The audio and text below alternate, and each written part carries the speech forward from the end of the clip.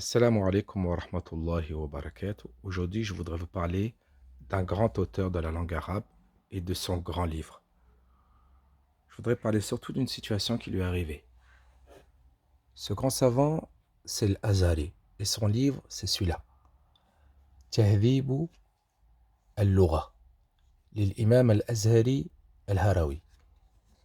Ce livre-là, c'est un dictionnaire de la langue arabe qui fait partie des meilleurs livres de la langue arabe et les meilleurs dictionnaires.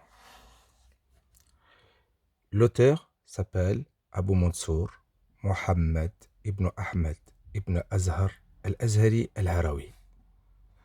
Depuis qu'il est jeune, il a tout le temps aimé la langue arabe et il a appris beaucoup de choses chez les savants et les ulama de son époque. Mais il lui est arrivé une chose étonnante dans sa vie. C'est qu'après un pèlerinage, en sortant de la Mecque, il se fait attraper par les Qaramita. C'était une secte qui tuait les musulmans et les pèlerins.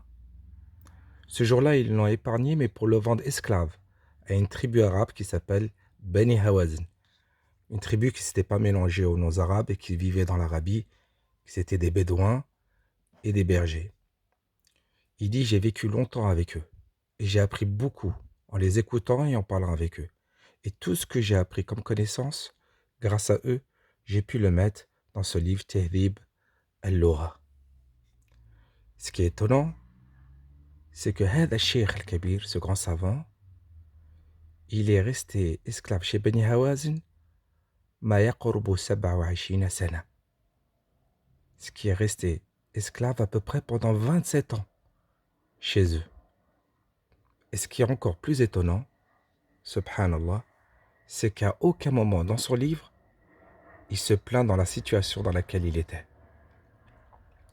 Tout au contraire, il dit j'ai appris beaucoup de choses et grâce à eux, et grâce aux connaissances que j'ai acquis, je les ai mis dans ce livre qui est Tahdhib al-Lugha.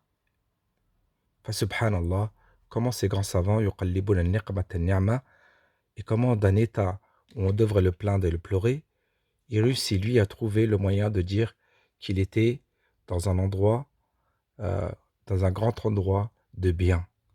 Et il sort avec une expérience et il nous donne un livre qui fait partie des meilleurs livres de la langue arabe. Voilà pourquoi je voulais parler de ce grand savant et ce livre-là. Tahdhibu al-Lugha. Et sur ce, je vous dis assalamu alaikum wa rahmatullahi wa barakatuh.